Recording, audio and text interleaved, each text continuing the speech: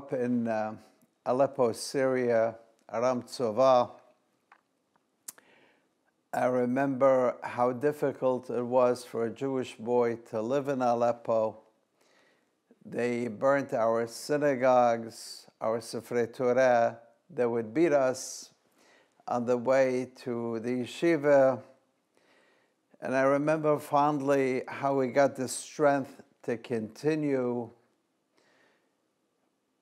In kindergarten, we had a Rabbi by the name of Hacham David Bukhai, and he would teach us every day to say, Usu ha'esav ve'tufar daberu dabar ve'lo yakum ki amanu el. Say whatever you want, but Hashem is with us, and we would jump and point to the Shamayim, to heaven, that Hashem is with us.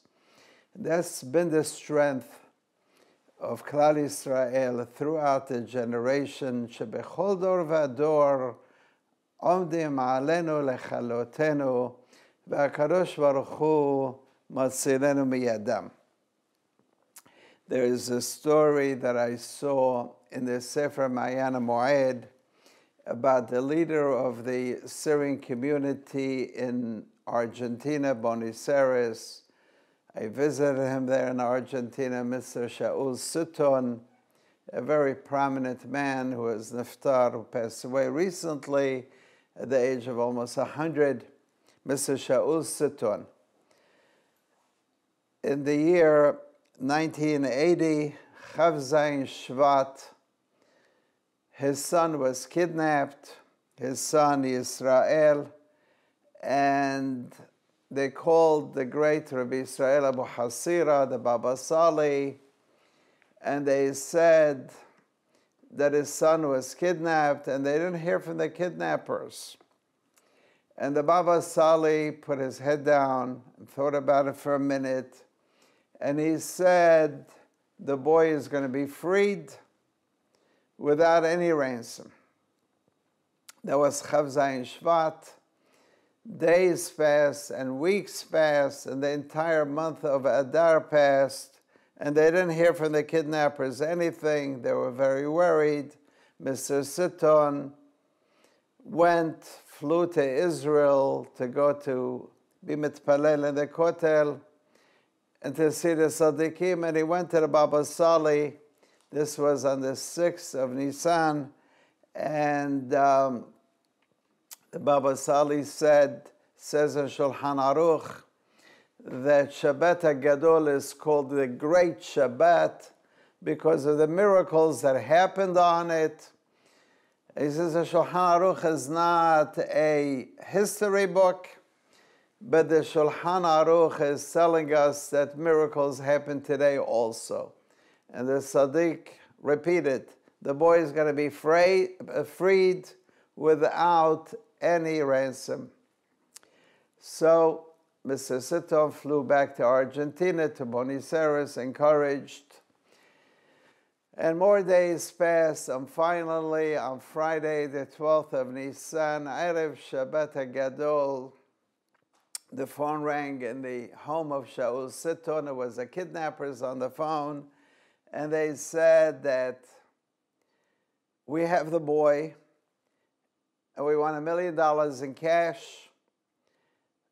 Let one of you bring it, and he should wear an unusual color shirt so we should recognize him, to come to the city square where there's a lot of people. And if you call the police, we're going to kill him. So they went to the bank. They got the $1 million in cash, although the Tzaddik said no ransom, but they weren't going to take any chances. And it was on Shabbat HaGadol in the afternoon that the brother of Israel, the brother of the kidnapped boy David, went to the city square carrying the ransom money, wearing the unusual colored shirt, and two people came over to him, and they came to take the suitcase full of money. And at that moment, the police, who had tapped the phone, try to catch the kidnappers, and the kidnappers noticed the police coming, and they escaped. Now, leaving David standing there, he says, for sure these kidnappers are going to kill his brother, and he didn't know what to do.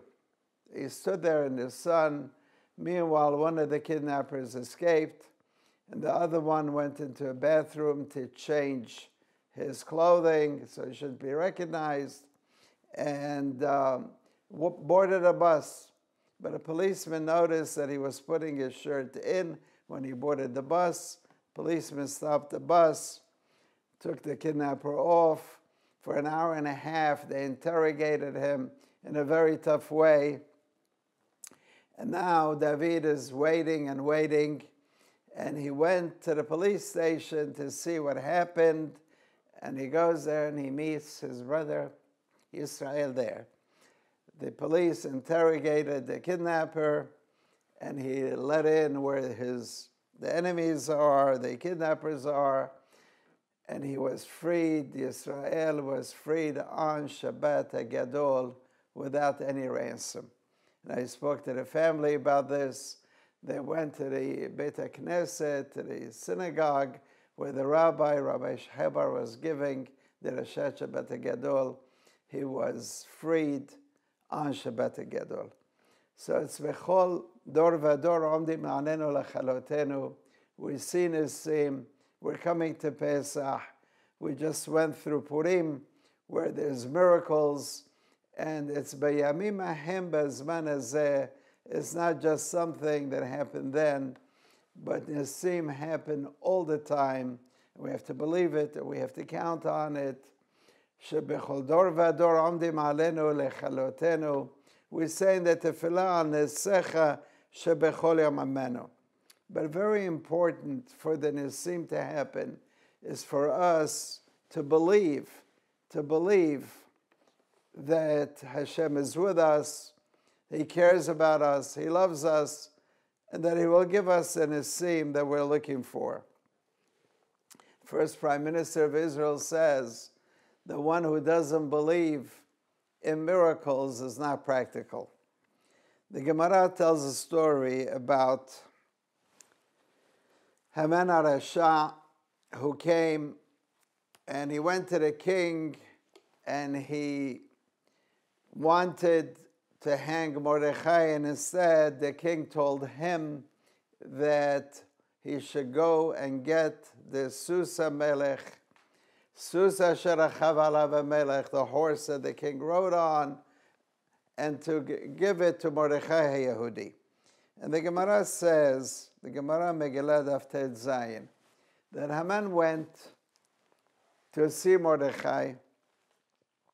Mordechai was teaching the students how to bring the Korban HaOmer. It was the second day of Pesach, where the sacrifice of the Omer is brought, and he was teaching them how to bring a handful of solet, of the best type of flour, on the Mizbeach. So that's what he told Haman. Haman asked him, what are you teaching them? He said, I'm teaching them how to bring Korban HaOmer. So Haman said that, Ata, and I'm quoting from the Gemara, Malai kumsah kamhad yitchu, that a handful of solet of yours came and pushed away the 10,000 kikar kesef, tons of silver, that I offered to give. So the question I've always had on the Gemara is, how is Haman so sure that if Mordechai is teaching the students how to bring a sacrifice, that learning and that teaching is going to push away the whole decree of lehashmid laharog al-abed, of destroying Klal Yisrael? How is he so sure?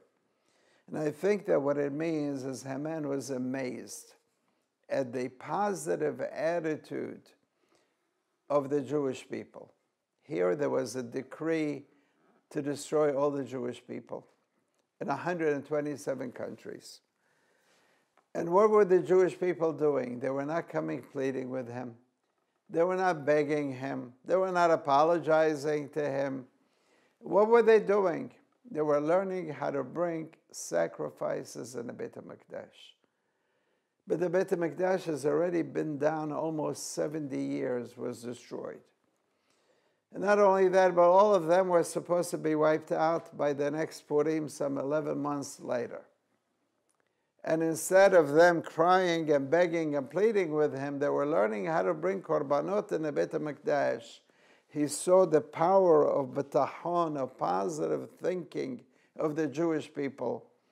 And he says, if this is how these people think that they're going to win, and I'm finished.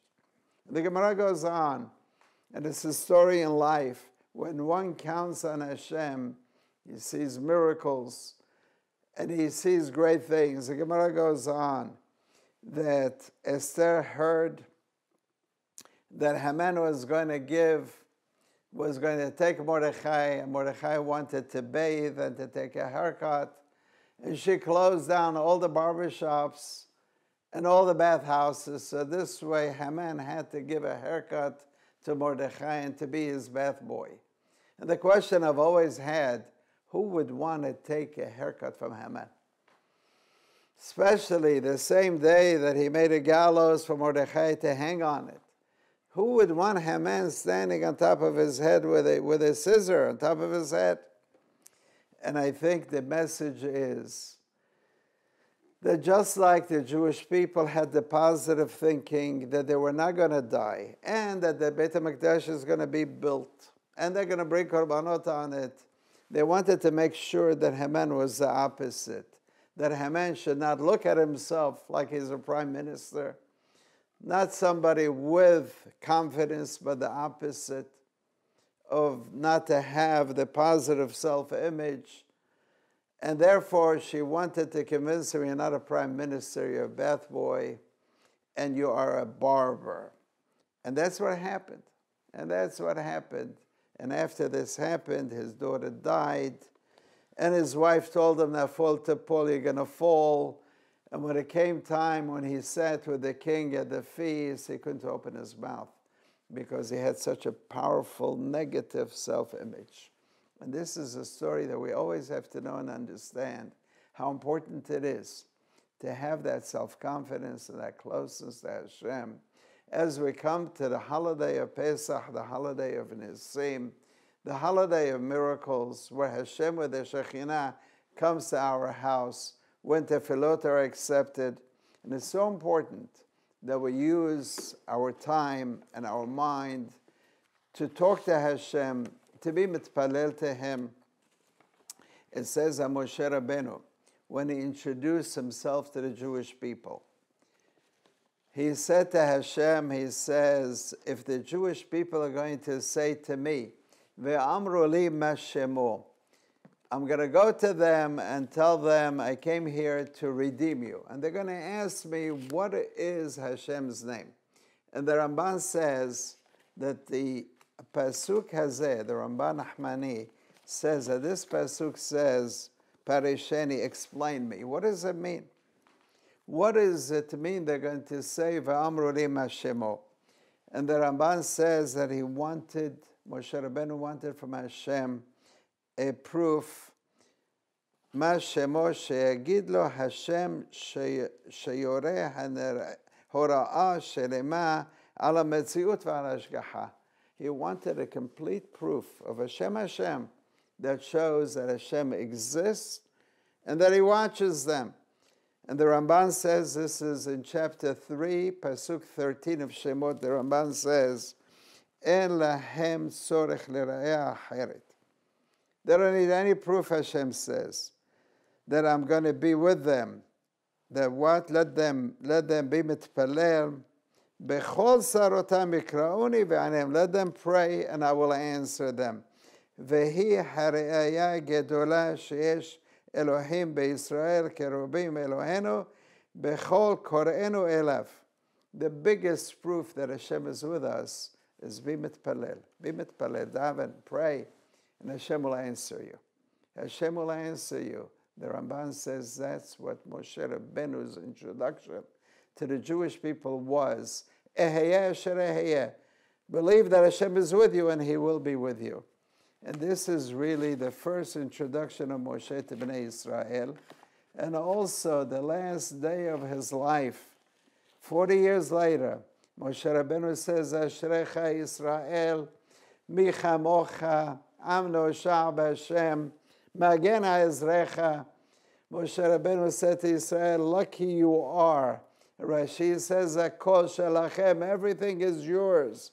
Just be mitpalel, just talk to him. He's close to you. Bechol kor'enu elav. The Rambam says, that's where we read the Megillah. He says, and this pasuk is written in the Tefillin of HaKadosh Baruch Hu. The Gemara says in Berachot, in the Tefillin of Hashem, you have this pasuk, Ki mi goy gadol, ashelo Elohim, keroboim elav, kashem Elohenu, bechol kor'enu elav. We have a God that's close to us whenever we call out to him. The last day of his life, he said, Ashrecha Yisrael, how lucky you are. And Rashi says, Zakol shelachem, everything is yours. So if we have the batachon, the positive thinking, and we believe in miracles, and we talk to Hashem, we're mitpalel, we're sure to go from strength to greater strength. There's a midrash in the Yalkut Shimoni, and it talks about the Gezerah Purim, the decree of Purim. When the Jewish people went to the Seudah of Ahashverosh and they enjoyed it. And Ahashverosh was celebrating the end of the Jewish people. He used the utensils of the Beit HaMikdash. He wore the clothing of the Kohen Gadol. And he decided that God forbid that the Jews are finished. And he is the Kohen Gadol. And they went and they celebrated and they enjoyed, and there was tremendous anger in the Shamayim. And the Midrash says there were 18,544 Jews that went to the Seudah, and Hashem got very angry, and the Satan brought a Megillah, a parchment, for the decree to be written on it, Hashmid Larogol Abed, and at that time it says that the Torah came dressed like a widow, crying. What's going to be? The Jewish people are going to be destroyed. When the Torah started crying, the angels cried, and then the sun and the moon, the Malachim in charge of the sun and the moon started crying, and they said, if there is no Yisrael, who needs the Malachim, and who needs the sun, and who needs the moon? And Eliyahu Nabi went to the Abot, to Abraham, Yitzchak, and Yaakov, and to the Nevi'im. And then Eliyahu Nabi went to Moshe Rabbeinu, and Moshe Rabbeinu told Eliyahu Nabi, he says, is there Adam kasher shebedor? Is there a kosher person in the generation that could be mitpalel on earth? And he told me, yes, says Mordechai. So the great Mashgiach, Rabbi Yecheskel Levenstein of the Panovich Yeshiva says, you learn a powerful lesson from this midrash. You can have the sun and the moon davening.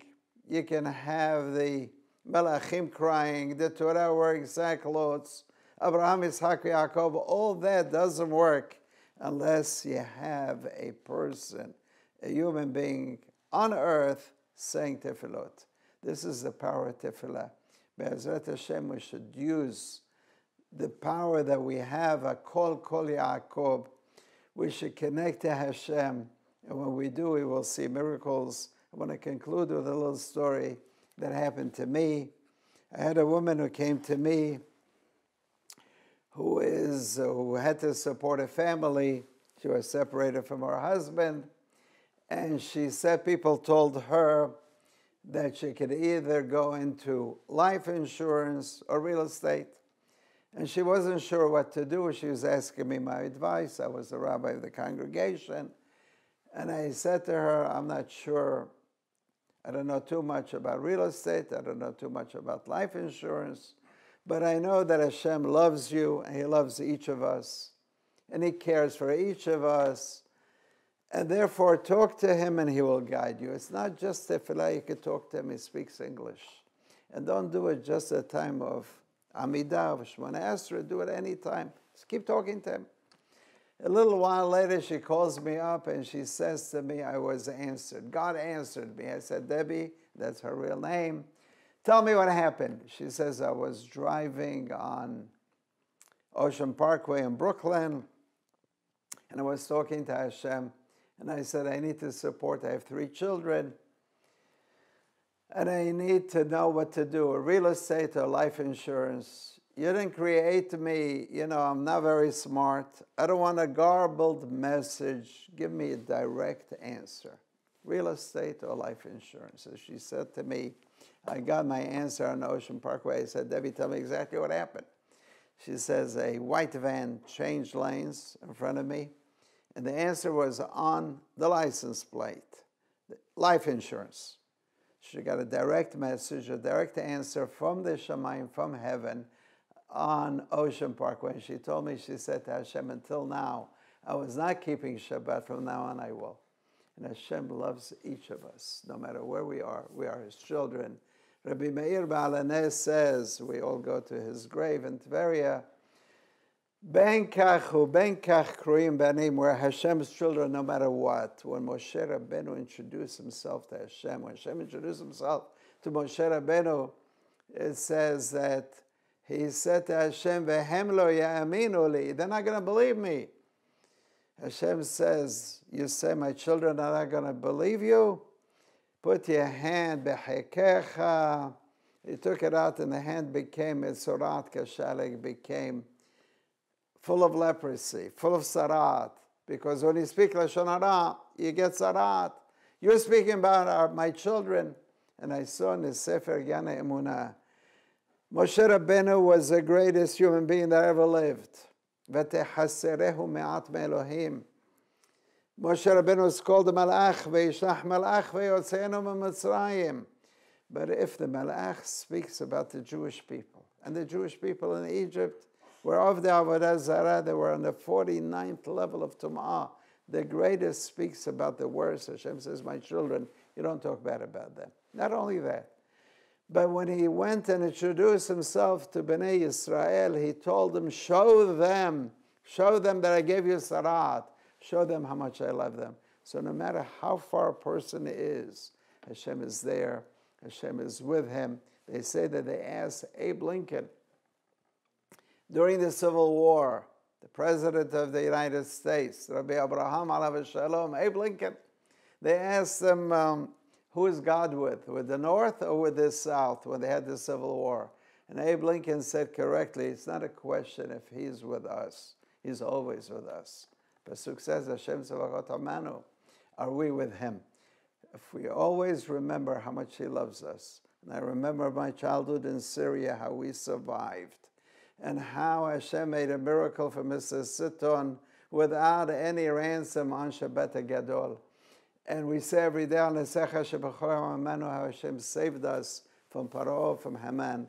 If we continue to be mitpalel, especially on the night of Pesach, or any day and any time, and count on Hashem, Be'ezrat Hashem, all of us will see Nesim and Neflaot, will have that positive self-image and that positive betachon. Thank you.